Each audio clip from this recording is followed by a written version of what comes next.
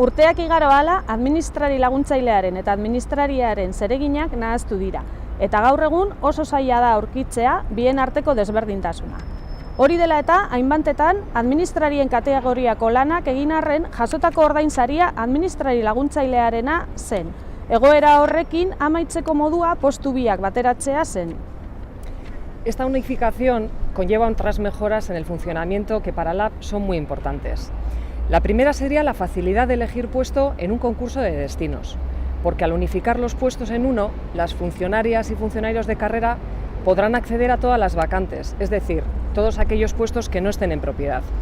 El segundo sería acabar con la arbitrariedad, porque históricamente en este ayuntamiento se ha modificado la RPT atendiendo a criterios completamente subjetivos, trajes a medida. Esto ha generado, por un lado, malestar en la plantilla y, por otro, una gestión imposible de cara a la igualdad de oportunidades. Ildo horretatik, LAB jarritako errekurtsoaren ondorioz, 2009an emandako epaia gakoa izan zen, eta inflexio puntu bat markatu zuen.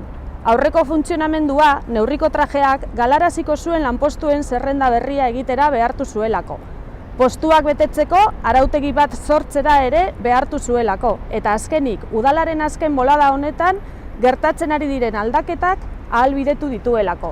Prozesu guztietan lanpostuen lehiaketak, destino lehiaketak, barne sustapena, langileen guztien aukera berdintasuna eta gardentasuna oinarritzat harturik. En lo referente a la promoción interna, LAB presentó una propuesta para evitar que se perjudicara al personal interino, pero que a la vez diese respuesta al derecho a la promoción interna de todos los colectivos. Por eso, este plan regula por primera vez el itinerario de la promoción interna englobando los grupos E, C2 y C1, acabando con el déficit estructural que teníamos en el ayuntamiento. No hay que olvidar que esta promoción interna forma parte también del itinerario del grupo C1 al grupo A. Plan honek, langileen arteko aukera berdintasuna bermatzen du.